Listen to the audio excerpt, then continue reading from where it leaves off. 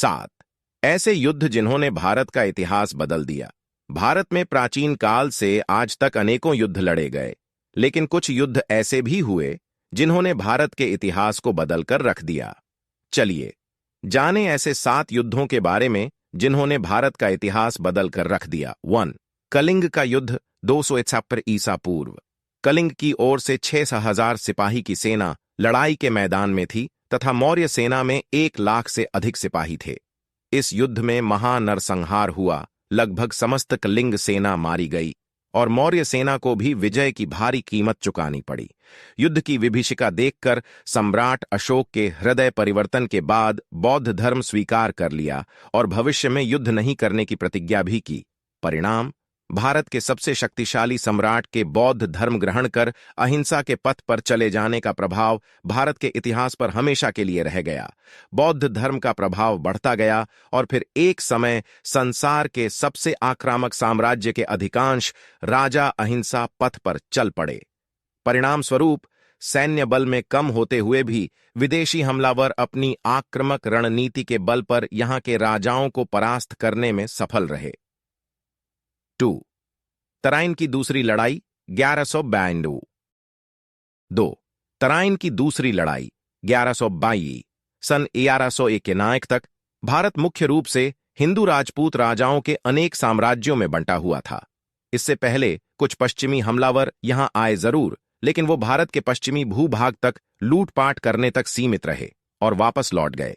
सन 1171 में पहली बार अफगानिस्तान के गौर प्रांत के मोहम्मद गौरी ने भारत पर आक्रमण किया। उसका मुकाबला दिल्ली के उत्तर पश्चिम में स्थित तराइन के मैदान में राजा पृथ्वीराज चौहान से हुआ।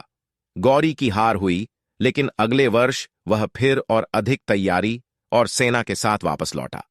सन 1192 के इस तराइन के युद्ध में अपनी आक्रामक घुड़सेना और रणनीति से उसने चौहान की भारी भरकम सेना को हरा दिया। पृथ्वीराज चौहान इस लड़ाई में मारा गया। इस युद्ध के बाद भारत में राजपूत राजाओं के राज का धीरे धीरे अंत हो गया। परिणाम, भारत के इतिहास पर इस युद्ध से ज्यादा राजनीतिक सामाजिक प्रभाव किसी और युद्ध का नहीं पड़ा। भारत में इस्लामिक शासन की शुरुआत इसी युद्ध से मानी जा सकती है। 3 पानीपत का युद्ध 1521। उस समय दिल्ली पर लोदी सल्तनत के इब्राहिम लोदी का राज था। दिल्ली के पास स्थित पानीपत में काबुल के शासक बाबर और इब्राहिम लोदी की सेनाओं के बीच भयंकर युद्ध हुआ।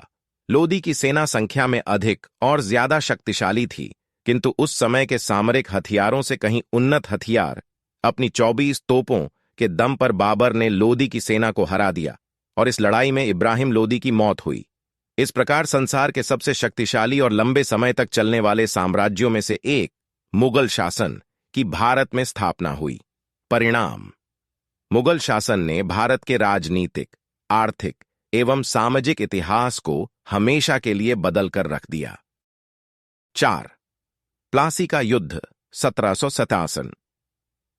आज जो भारत, विशेषकर उत्तर भारत का ताना बाना है, उसकी नींव मुगल शासन की स्थापना के साथ ही रख दी गई थी।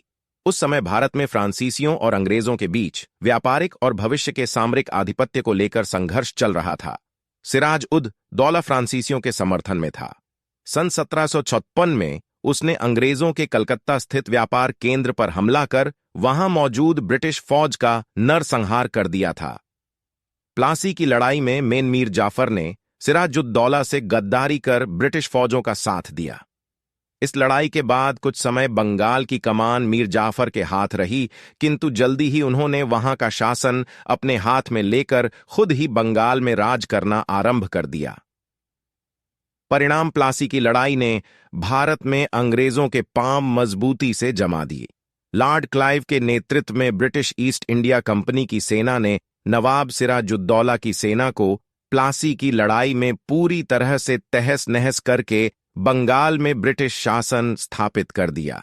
यहां से कमाई हुई दौलत के बल उन्होंने अपनी सेना को और मजबूत किया और धीरे धीरे पूरे भारत में अपने साम्राज्य की स्थापना कर डाली। 5 कोहिमा का युद्ध 1944। कोहिमा भारत में बर्मा की सीमा के निकट नागालैंड में स्थित है। कोहिमा का यह युद्ध इतिहास में पूरब के स्टालिनग्राद के नाम से प्रसिद्ध है। बर्मा पर जापानियों का आधिपत्य था, जिन्होंने भारत में आधिपत्य की महत्वाकांक्षी योजना बनाई ताकि यहां संपदा का इस्तेमाल युद्ध में किया जा सके और अंग्रेजों की ताकत को कमजोर किया जा सके, क्योंकि अंग्रेज भी उस समय सेना और संसाधनों के लिए भारत पर ही निर्भर थे। परिणाम यहां पर मिली पराजय। द्वितीय विश्व युद्ध के दौरान जापानी फौजों को मिलने वाली सबसे महत्वपूर्ण शिकस्त थी, जिसने भारतीय उपमहाद्वीप और संभवतया सारे संसार में जापानियों को बढ़ने से रोक दिया।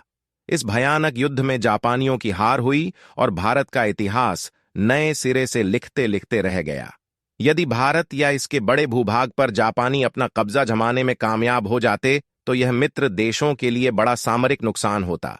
साथ ही भारत का इतिहास भी हमेशा के लिए बदल जाता, क्योंकि संभव है कि मात्र 3 वर्ष बाद भारत को मिलने वाली स्वतंत्रता जापानी शासन के तले संभव न हो पाती। 6. तालीकोटा की लड़ाई। तालीकोटा की लड़ाई 26 जनवरी 1565 ईस्वी को दक्कन की सल्तनतों और विजयनगर साम्राज्य के बीच लड़ा गया था। विजयनगर साम्राज्य की यह लड़ाई राक्षस टंगड़ी नामक गांवों के नजदीक लड़ी गई थी। इस युद्ध में विजयनगर साम्राज्य को हार का सामना करना पड़ा।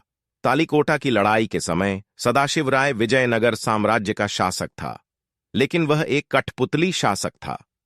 वास्तविक शक्ति उसके मंत्री राम राय द्वारा प्रयोग किया जाता था। सदाशिव राय ने दक्कन की इन सल्तनतों के बीच अंतर पैदा करके उन्हें पूरी तरह से कुचलने की कोशिश की थी। हालांकि बाद में इन सल्तनतों को विजयनगर के इस मंसूबे के बारे में पता चल गया था और उन्होंने एकजुट होकर एक गठबंधन का निर्माण किया और विजयनगर साम्राज्य पर हमला बोल दिया था। दक्कन की सल्तनतों ने विजयनगर की राजधानी में प्रवेश करके उनको बुरी तरह से लूटा और सब कुछ नष्ट कर दिया। परिणाम तालीकोटा की लड़ाई के पश्चात दक्षिण भारतीय राजनीति में विजयनगर राज्य की प्रमुखता समाप्त हो गई। मैसूर के राज्य, वेल्लोर के नायकों और शिमोगा में केलादी के नायकों ने विजयनगर से अपनी स्वतंत्रता की घोषणा की। यद्यपि दक्कन की इन सल्तनतों ने विजयनगर की इस पराजय का लाभ नहीं उठाया और पुनः पहले की तरह एक दूसरे से लड़ने में व्यस्त हो गए और अंततः मुगलों के आक्रमण के शिकार हुए। 7. करनाल का युद्ध। करनाल का युद्ध 24 फरवरी 1719 ई को नादिर शाह और मोहम्मद शाह के मध्य लड़ा गया। नादिर शाह के आक्रमण से भयभीत होकर मोहम्मद शाह 80,000 सेना लेकर निजामुल मुल्क कमरुद्दीन तथा खान-ए-दौरान के साथ आक्रमणकारी का मुकाबला करने के लिए चल पड़ा था। शीघ्र ही अवध का नवाब सादत खां भी उससे आ मिला। करनाल युद्ध 3 घंटे तक चला था। परिणाम इस युद्ध में खान-ए-दौरान युद्ध में लड़ते हुए मारा गया, जबकि सादत खां बंदी बना लिया गया। सम्राट मोहम्मद शाह निजामुल मुल्क की इस सेवा से बहुत प्रसन्न हुआ और उसे मीर बख्शी के पद पर नियुक्त कर दिया। सादत खां ने मीर बख्शी के इस पद से वंचित रहने के कारण नादिर शाह को धन का लालच देकर दिल्ली पर आक्रमण करने को कहा। नादिर शाह ने दिल्ली की ओर प्रस्थान कर दिया तथा वह 20 मार्च 1729 को दिल्ली पहुंचा। दिल्ली में नादिर शाह के नाम का खुतबा पढ़ा गया तथा सिक्के जारी किए गए।